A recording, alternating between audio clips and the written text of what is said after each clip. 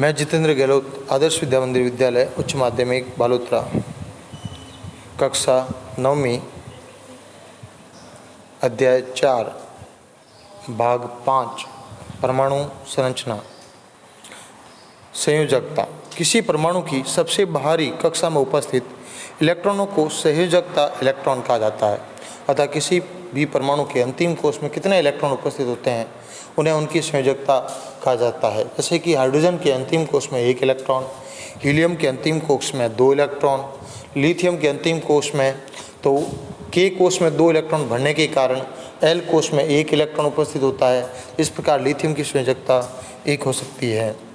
ये देखा गया कि जिन तत्वों के परमाणु के बाह्यतम कोश पूर्ण रूप से भरे हुए होते हैं वे रासायनिक रूप से सक्रिय नहीं होते, वे अन्य पदार्थों से अभिक्रिया नहीं करते। हम ये भी कह सकते हैं, दूसरे शब्दों में उनकी संयोजन शक्ति या संयोजकता शून्य होती है, अर्थात उनकी जो कुल संयोजकता है वो सदैव शून्य मानी जाती है। जैसे हीलियम का के कोश, हीलियम के पहले कोश में अधिकतम इलेक्ट्रॉनों की संख्या 2 होती है, वहीं हीलियम के अंतिम कोश में 2 इलेक्ट्रॉन पूर्ण रूप से भरे हुए हैं। अतः हम ये कह सकते हैं कि हीलियम एक अक्रिय यौगिक है, वो किसी भी अन्य यौगिकों से अभिक्रिया नहीं करेगा। उसी प्रकार नियॉन के अंतिम कोश में 8 इलेक्ट्रॉन उपस्थित होते हैं, वहीं मध्य में 2, के कोश में 2 इलेक्ट्रॉन होते हैं और एल कोश में 8 इलेक्ट्रॉन उपस्थित होते हैं। इस प्रकार एल कोश में 8 इलेक्ट्रॉन उपस्थित होने के कारण उसके अंतिम कोश पूर्ण रूप से भरा हुआ है।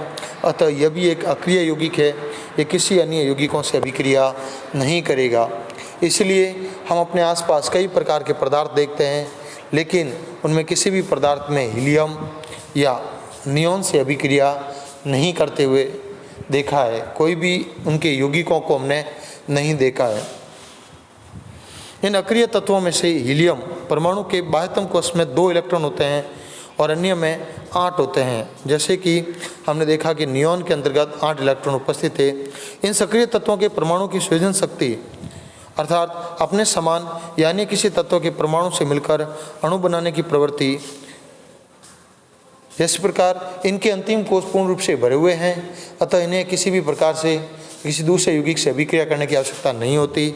लेकिन अन्य तत्व भी इसी प्रकार अपने अंतिम कोश में 8 इलेक्ट्रॉन बनाने का प्रयास करते हैं और अपने बाह्यतम कोश को पूर्ण रूप से भरने का प्रयास करते हैं कि उनके अंतिम कोश में जितने इलेक्ट्रॉनों की आवश्यकता है वे पूर्ण हो जाए। इस हेतु वे 8 इलेक्ट्रॉन वाले सबसे बाहरी बाह्यतम कक्ष को अष्टक माना जा सकता है और उसे पूर्ण रूप से भरने का प्रयास करते हैं। अर्थात अपने बाहरी कोश में वह बाहरी कोश जैसे के, एल, एम, एन यानी उसका जो भी बाहरी कोश है वह उसमें अंतिम में 8 इलेक्ट्रॉन पूर्ण करने का प्रयास करता है या इसे पूर्ण रूप से भरने का प्रयास करता है। परमाणु अपने अंतिम कक्ष में अष्टक प्राप्त करने के लिए क्रिया करता है। यह आपस में इलेक्ट्रॉनों की साझेदारी करना, उनको ग्रहण करना या उनको त्यागना आदि हो सकते हैं।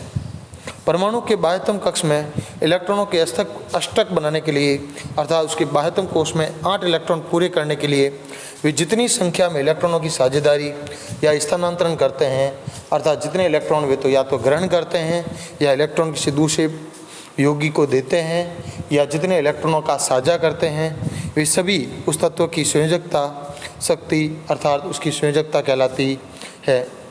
जैसे हम एक सारणी के अंतर्गत देख सकते हैं, सबसे पहला यौगिक है हाइड्रोजन।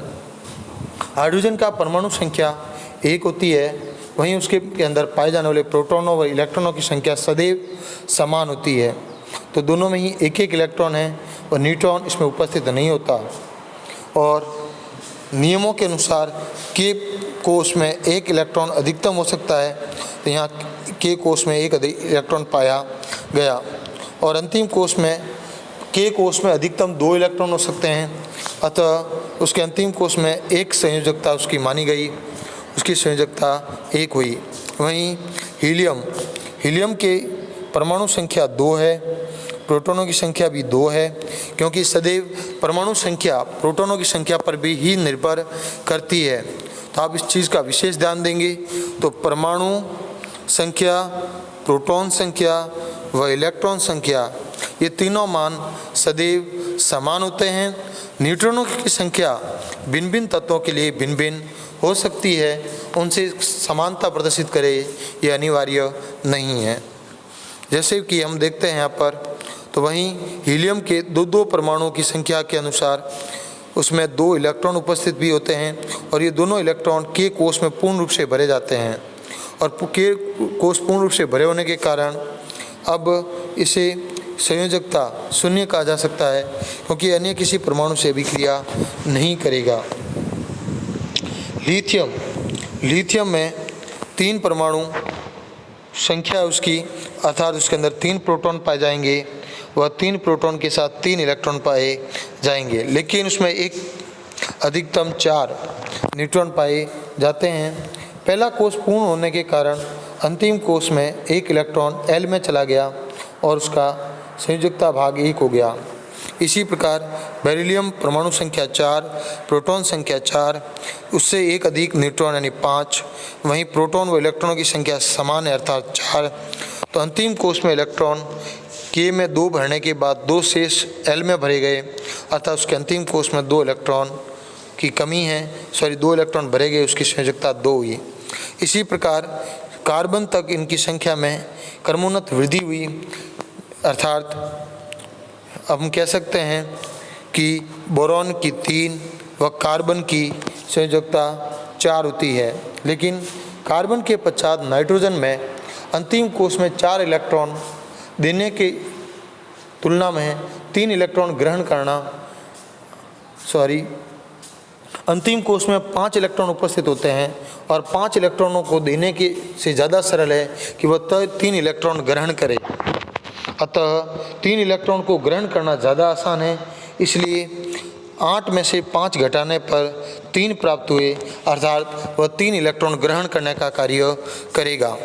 उसी प्रकार ऑक्सीजन में अंतिम कोष में परमाणु संख्या 8, प्रोटॉन 8, न्यूट्रॉनों की संख्या 8 और प्रोटॉन व इलेक्ट्रॉनों की संख्या समान होती है, तो 8। अंतिम कोष में 6 इलेक्ट्रॉन है। अंतिम कोष में 6 इलेक्ट्रॉन उपस्थित होने के कारण अंतिम कोष में 8 इलेक्ट्रॉन हेतु 2 इलेक्ट्रॉनों की कमी है, अतः उसकी संयोजकता 2। उसी प्रकार फ्लोरीन में परमाणु संख्या, प्रोटॉन संख्या व इलेक्ट्रॉन संख्या 9 है, वहीं प्रोटॉन की संख्या 10 है। अंतिम कोष में 7 इलेक्ट्रॉन हुए और 7 इलेक्ट्रॉन में से 8 में 1 की कमी अर्थात 1। इसी प्रकार नियॉन में परमाणु संख्या, प्रोटॉन संख्या, न्यूट्रॉन संख्या व इलेक्ट्रॉन संख्या समान है, अतः अंतिम कोष में K में 2 इलेक्ट्रॉन, L में 8 इलेक्ट्रॉन पूर्ण हुए, अतः 8 इलेक्ट्रॉन पूर्ण होते उसकी संयोजकता 0 हुई।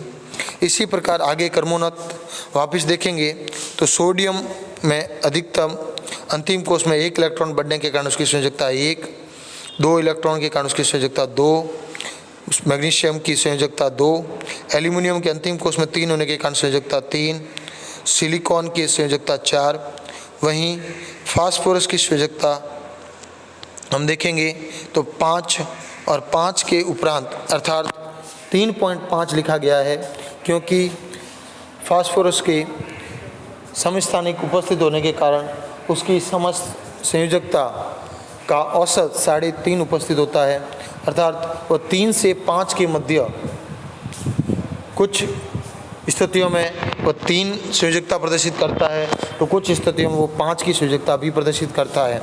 अर्थात ऑक्सीजन जैसे यौगिकों से अभिक्रिया करने पर वह अपने अंतिम कोष के 5वां इलेक्ट्रॉन दे सकता है। वहीं यदि किसी दूसरे यौगिक से लेने हैं तो वह अधिकतम 3 इलेक्ट्रॉन ग्रहण कर सकता है, तो वह 3 और 5 दोनों ही प्रकार की संयोजकताएँ प्रदर्शित करता है।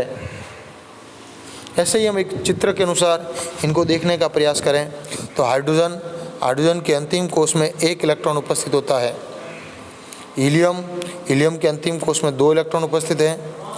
लिथियम के पहले कोष में 2 और तीसरे कोष में 1 इलेक्ट्रॉन यहाँ उपस्थित है। बेरिलियम के 2 और दूसरे कोष में भी 2, यानी K में 2 और L में 2 इलेक्ट्रॉन उपस्थित है। इसी प्रकार क्रमोन्नत 1-1 इलेक्ट्रॉन की वृद्धि होती जाती है और नियॉन तक आते ही अंतिम कोष में 8 इलेक्ट्रॉन पूर्ण हो जाते हैं। नियॉन में 8 इलेक्ट्रॉन पूर्ण होने के पश्चात K, L के बाद M कोष सक्रिय होता है और M कोष में सोडियम के अंतर्गत एक इलेक्ट्रॉन भरा जाता है, जिसके पश्चात दूसरा इलेक्ट्रॉन मैग्नीशियम के अंतर्गत M के अंतर्गत 2 इलेक्ट्रॉन भरे गए, एल्यूमिनियम के अंतर्गत 3 इलेक्ट्रॉन, और इस प्रकार क्रमोन्नत होने पर ऑर्गन के अंतिम कोष में 8 इलेक्ट्रॉन पूर्ण हो जाते हैं और इस प्रकार अगले परमाणु में N कोष सक्रिय हो जाएगा और इस प्रकार प्रत्येक परमाणु की संरचना वृद्धि होती रहती है। एक चित्र के अनुसार हम सभी देख सकते हैं कि हाइड्रोजन की परमाणु संरचना कुछ इस प्रकार है कि उसके अंतिम कोष में 1 इलेक्ट्रॉन, वहीं हीलियम के अंतिम कोष में 2 इलेक्ट्रॉन है। तो हाइड्रोजन को अपने अंतिम कोष में 1 इलेक्ट्रॉन पूर्ण करने हेतु या तो 1 इलेक्ट्रॉन प्लस करने की आवश्यकता है, या तो ये 1 इलेक्ट्रॉन ले या 1 इलेक्ट्रॉन दे। लेकिन 1 इलेक्ट्रॉन लेने की तुलना में 1 इलेक्ट्रॉन देना अधिक आसान होता है, इसलिए अधिकतम परमाणु इलेक्ट्रॉन त्याग कर अपनी संयोजकता को पूर्ण करते हैं। अतः हाइड्रोजन धनात्मक 1 अर्थात +1 का निर्माण करता है। उसी प्रकार लिथियम के अंतिम कोष में 1 इलेक्ट्रॉन उपस्थित होने के कारण वह 1 इलेक्ट्रॉन को त्याग देता है और 1 इलेक्ट्रॉन त्यागने के कारण वह +1 प्रदर्शित करता है। वहीं बेरिलियम अंतिम कोष में 1 और 2 दोनों इलेक्ट्रॉनों को त्याग देता है, अतः वह +2 प्रदर्शित करता है। उसकी संयोजकता धनात्मक रूप से 2 होती है। अर्थात हम ये कह सकते हैं उदाहरण के लिए कि हाइड्रोजन, लिथियम या सोडियम प्रत्येक के परमाणु के बाह्यतम कक्ष में केवल 1-1 इलेक्ट्रॉन होता है, अतः ये अपने 1 इलेक्ट्रॉन का त्याग करते हैं, जिससे इनकी संयोजकता 1 कही जाती है। यदि इसी प्रकार बात की जाए तो मैग्नीशियम और एल्यूमिनियम की संयोजकता क्रमशः 2 और 3 है, क्योंकि मैग्नीशियम के बाह्यतम कोष में 2 या 3 इलेक्ट्रॉन पाए जाते हैं। जैसे कि एक चित्र के अनुसार हम समझने का प्रयास करें तो हाइड्रोजन के अंतिम कोष में 1 इलेक्ट्रॉन होता है, उसी प्रकार इसके K कोष में 1 इलेक्ट्रॉन है। इसी प्रकार यदि बात करें लिथियम के भी अंतिम कोष में 1 इलेक्ट्रॉन होता है, लिथियम Li के अंतिम कोष में भी 1 इलेक्ट्रॉन उपस्थित होता है। वहीं सोडियम के अंतिम कोष में भी 1 इलेक्ट्रॉन उपस्थित होता है। तो ये अपने अंतिम कोष से 1 इलेक्ट्रॉन को त्याग कर अपनी संयोजकता को धनावेशित करते हैं। वहीं मैग्नीशियम के अंतिम कोष में 2 इलेक्ट्रॉन हैं, तो अपने 2 इलेक्ट्रॉनों को त्याग कर +2 आवेश प्रदर्शित करते हैं। वहीं एल्यूमिनियम के अंतिम कोष में 3 होने के कारण यह +3 प्रदर्शित करते हैं। लेकिन किसी परमाणु के बाह्यतम कोष में इलेक्ट्रॉनों की संख्या उसकी समता के अनुसार लगभग पूरी है, अर्थात केवल कुछ इलेक्ट्रॉनों की कमी होती है। उस स्थिति में वे संयोजकता को एक अन्य प्रकार से प्राप्त किया जाता है, अर्थात उसके अंतिम कोष में 8 इलेक्ट्रॉन पूरे करने हेतु उसे कितने इलेक्ट्रॉनों की आवश्यकता होती है उसको भी ध्यान से देखा जा सकता है।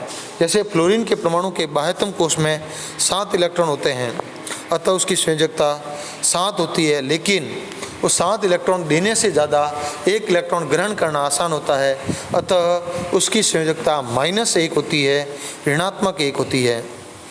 उसी प्रकार हम बात करें ऑक्सीजन की, तो ऑक्सीजन के अंतिम कोष में 6 इलेक्ट्रॉन उपस्थित होते हैं और 6 इलेक्ट्रॉन उपस्थित होने के कारण जैसे फ्लोरीन है, फ्लोरीन के अंतिम कोष में 3, 3, 6 और 1 7 इलेक्ट्रॉन है। 1 इलेक्ट्रॉन की कमी है, अतः वह 1 इलेक्ट्रॉन ग्रहण करेगा, बाहर से लेगा, तो उसकी संयोजकता +1 होगी। उसी प्रकार ऑक्सीजन के अंतिम कोष में 3 और 3 6 इलेक्ट्रॉन हैं, 2 इलेक्ट्रॉन की कमी है, तो वो 2 इलेक्ट्रॉन बाहर से ग्रहण करेगा और बाहर से ग्रहण करने पर वह आसानी से उसे ले सकता है और इस प्रकार उसकी संयोजकता -2 होती है। ऑक्सीजन की संयोजकता के लिए 6 इलेक्ट्रॉनों का त्याग करने की अपेक्षा 2 इलेक्ट्रॉनों को ग्रहण करना अधिक आसान है, अतः इसकी संयोजकता 8 में से 6 घटाकर प्राप्त की जाती है। उसी प्रकार फ्लोरीन की संयोजकता 1 और ऑक्सीजन की संयोजकता 2 है, अतः प्रत्येक तत्व के परमाणु की एक निश्चित संयोजन क्षमता होती है, जिसे उसकी संयोजकता कहा जाता है।